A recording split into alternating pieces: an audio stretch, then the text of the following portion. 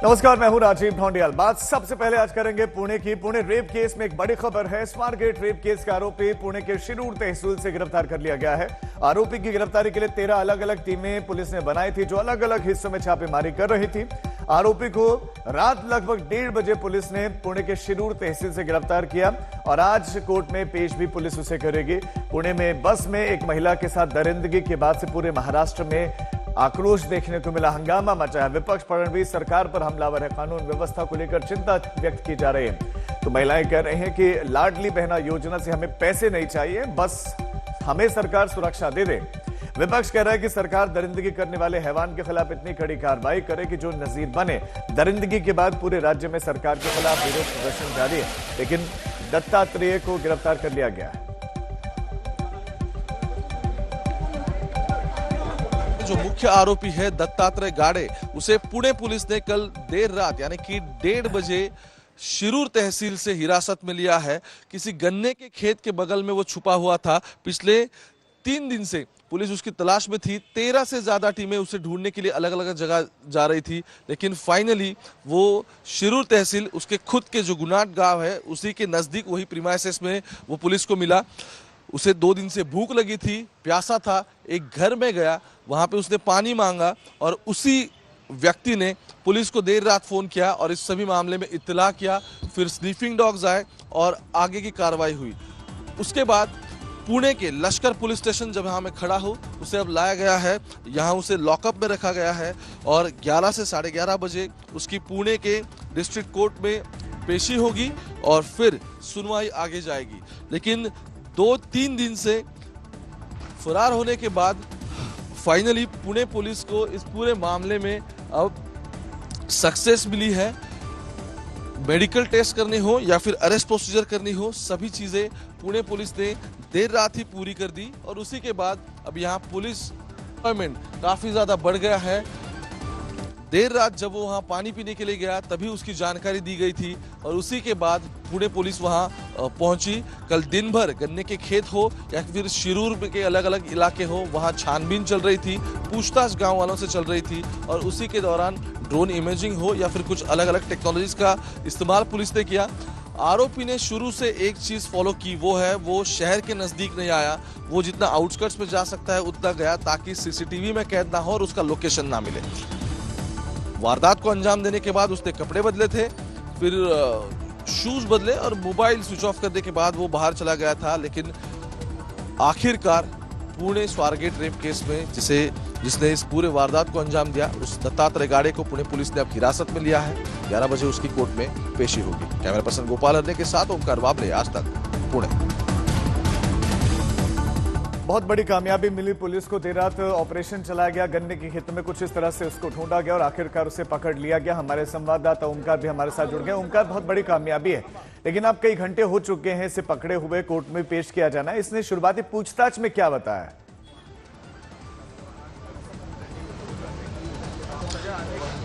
तो कल देर रात उसे हिरासत में लिया गया है। अरेस्ट प्रोसीजर्स पुलिस ने अब कंप्लीट की है और उसे अपना गुनाह भी कबूल कर लिया है पुलिस के सामने। स्टेटमेंट्स रिकॉर्ड किया गया है, लेकिन स्टेटमेंट की पूरी जानकारी है जो पुलिस अभी भी अंदर है। बाहर आने के बाद डीसीपी जो उस पूरे मामले में जानकारी देगी। लेकिन कामयाबी तो बड़ी है, लेकिन उससे भी फिर 2-2.5 दिन लग गए, क्योंकि वो शहर के नज़दीक नहीं आ रहा था। उसे पहले से, ही इज़ अ क्रिमिनल, तो उसे पहले से पता था कि ट्रेस ना होने के लिए कौन कौन सी चीज़ें करनी अहमपूर्ण है। जैसे कि जिस दिन वारदात को उसने अंजाम दिया, उसी के बाद उसने दोपहर को 2 बजे अपना मोबाइल बंद कर दिया था, कपड़े चेंज किए उसने और फिर वो आउटस्कर्ट्स में गया। तो जितना आउटस्कर्ट्स में वो आगे जाएगा, मतलब खेती वगैरह होगी उस साइड में वो जाएगा, तो वहां उसे ढूंढने के चांसेस कम हो जाते हैं, क्योंकि वो सीसीटीवी में ट्रैक नहीं हो पाता। तो इसलिए वो शहर के नजदीक नहीं आया। उसने छुपने के लिए जो गन्ने के खेत थे उसका सहारा लिया और इसलिए कल से पुलिस ड्रोन इमेजिंग करके, यानी कि वर्टिकल एंगल से उसे ढूंढने की कोशिश कर रही थी, क्योंकि हर जगह जा नहीं सकते। जिस शिरूर में उसे पकड़ा गया है वहां लेपर्ड्स काफी रहते हैं, तो इसीलिए पुलिस को कुछ दिक्कतें आ रही थी और उसे ट्रेस करने में पुलिस कामयाब नहीं हो पा रही थी। लेकिन फाइनली उसे अब अरेस्ट किया गया है और उसने अपना गुनाह भी इस पूरे मामले में कबूल कर लिया गया है। थोड़ी देर में कोर्ट में पेशी होगी और फिर आगे जाएगा सब कुछ। जी, बहुत शुक्रिया ओमकार आपका इस तमाम जानकारी के लिए।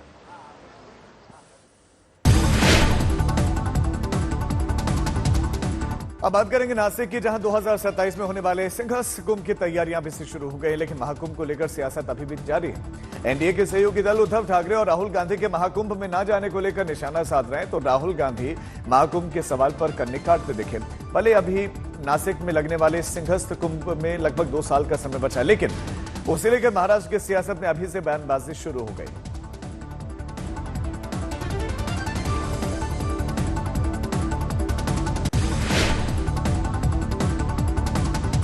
बात अब करते हैं दिल्ली की, जहां विधानसभा का सत्र चल रहा है और दिल्ली विधानसभा में आज सीएजी की दूसरी रिपोर्ट पेश होगी और साथ ही सरकारी अस्पतालों और स्वास्थ्य सेवाओं की रिपोर्ट जारी होगी। आप कार्यनीति पर पेश हुई सीएजी की रिपोर्ट को पीएससी यानी कि पब्लिक अकाउंट्स कमेटी के पास में भेजा गया है और पीएससी 3 महीने में ये रिपोर्ट सौंपेगी।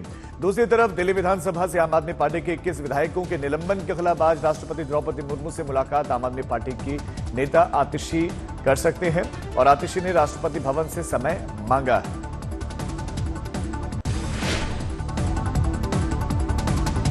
दिल्ली विधानसभा में आज सीएजी की एक और रिपोर्ट आ सकती है और सूत्रों की माने तो इस रिपोर्ट में स्वास्थ्य विभाग का ऑडिट है और जिस दिन से विधानसभा शुरू हुई है उस दिन से हंगामा जारी और आज भी सदन में बवाल के आसार हैं। दिल्ली विधानसभा में आपके विधायकों को क्यों नहीं घुसने दिया? क्यों विधानसभा के बाहर आतिशी दिल्ली पुलिस से भिड़ गई?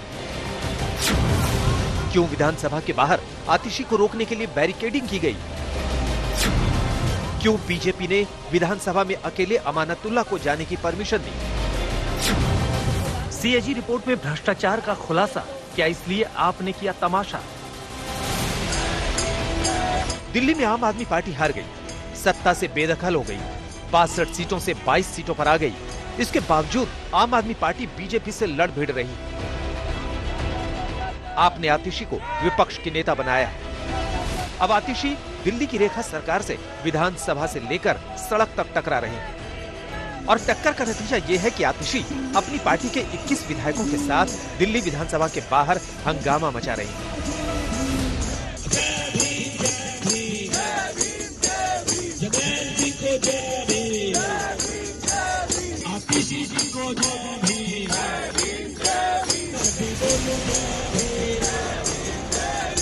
तबले ताशे लेकर विधानसभा के बाहर जय भीम के गीत गा रही हैं, अपना विरोध प्रदर्शन दर्ज करवा रही हैं।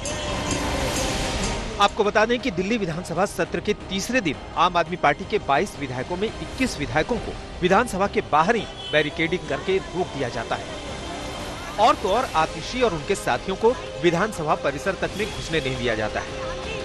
आप पर लगे इस प्रतिबंध पर आतिशी दिल्ली पुलिस से ही भिड़ जाती है।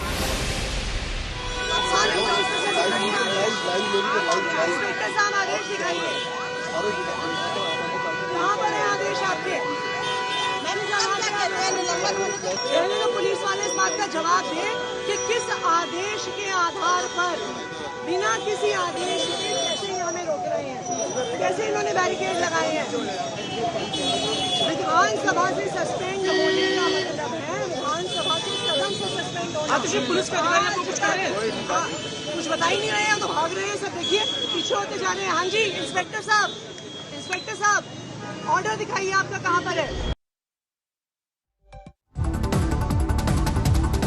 दिल्ली में कानून व्यवस्था को लेकर गृह मंत्रालय की आज एक बड़ी बैठक होनी है। अमित शाह की अध्यक्षता में बैठक होगी। मुख्यमंत्री रेखा गुप्ता और मंत्री आशीष सूद भी इसमें मौजूद रहेंगे। आपको बता दें कि दिल्ली पुलिस कमिश्नर भी इस बैठक में मौजूद रहेंगे और दिल्ली सरकार और दिल्ली पुलिस में सामंजस्य बना रहे, इसे लेकर यह मीटिंग हो रही है। सूत्रों के मुताबिक 15 मार्च तक बीजेपी के नए अध्यक्ष का भी ऐलान हो सकता है। अब बात पश्चिम बंगाल की, जहां पर अगले चुनाव के लिए ममता बनर्जी ने कमर कस ली है और पश्चिम बंगाल की सीएम ममता बनर्जी ने 2026 चुनावों को लेकर हुंकार भरी। कोलकाता के नेताजी इंडोर स्टेडियम में पार्टी कार्यकर्ताओं के बीच उन्होंने कहा कि फिर से खेला होगा, 2026 में जोरदार तरीके से खेला होगा। ममता ने चुनाव आयोग को चेताया कि बंगाल महाराष्ट्र नहीं है, कुछ गड़बड़ी हुई तो चुनाव आयोग के गेट पर ही धरने पर बैठ जाएंगे। वहीं बीजेपी पर भी जमकर हमला किया, जिस पर बीजेपी ने पलटवार किया है। বাংলায় যদি কেউ টিকে থাকে গ্রাসরুটে তাহলে এটা তৃণমূল কংগ্রেস আর কেউ নয়। খেলা আবার হবে। বিবেকানন্দের হিন্দু ধর্মকে ওরা ভুলিয়ে দিচ্ছে, ওরা বহিরাগত হিন্দু ধর্মের নামে হিন্দু ধর্মের বদনাম করছে, অসম্মান করছে। আর তপশিলি জাতিদের ওরা ইলেকশনের সময় ভোট নেয়, আর ভোট নিয়ে যাওয়ার পরে তারা বাবা সাহেব আম্বেদকরের ফটো তুলে দেয় দিল্লির পিএম এর অফিস থেকে। লজ্জা করে না? মিথ্যে কথা বললেন মমতা ব্যানার্জি কমিউনাল, তাই সবে বরাতে দুদিন ছুটি দিয়েছেন। উনি জানেন না ওনারা মিথ্যে কথা বলার আগে 14ই জানুয়ারি আমি দুদিন ছুটি দিয়েছিলাম, তার কারণ একদিন ছিল সবে বরাতের ছুটি, আর একটা দিন ছিল পঞ্চানন বর্মার জন্মদিন। আরে ভুলে গেলে চলবে? আমরা সর্বধর্ম ভালোবাসি, কোনটা করি না? দুর্গাপুজোয় কতদিন ছুটি দিই? কি কমরেডরা, বিজেপিকে এখন আমি বলবো কমরেড, গেরুয়া কমরেড।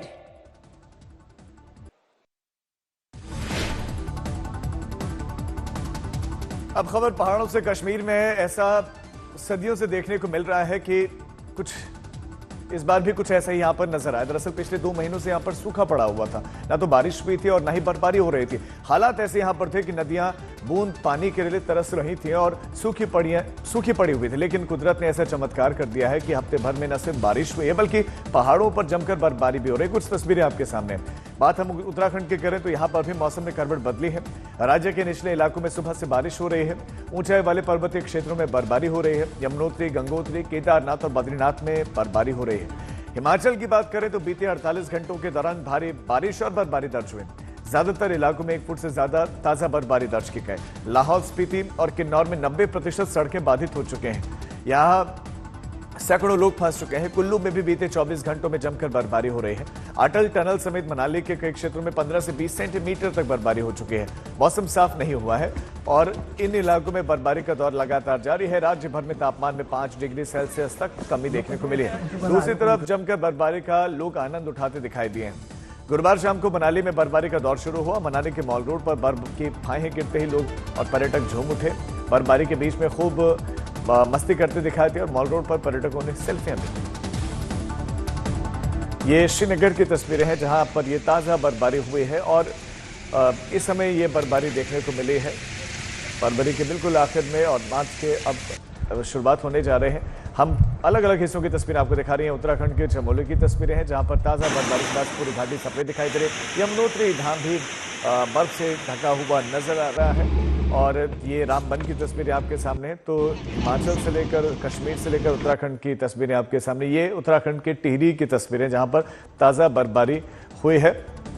हालांकि इस बार की सर्दियों में जितनी बर्फबारी की उम्मीद थी वैसी नहीं, लेकिन इस समय ये बर्फबारी हुई है जिससे पर्यटक और स्थानीय लोग भी खुश हैं। किसान भी जो है इस बर्फबारी का इंतजार कर रहे थे, इस बारिश का इंतजार कर रहे थे। सोनमर्ग की भी तस्वीरें जहाँ पर ताज़ा बर्फबारी हुई है। तो शोपियां में भी बर्फबारी के बीच में रोजमर्रा का काम चलता रहा। लोग सड़कों पर गाड़ियां चलाते हुए भी दिखाई दिए, अपना काम करते हुए भी दिखाई दिए। मौसम पूरी तरह से बदला हुआ है और अभी एक और वेस्टर्न डिस्टर्बेंस की संभावना है।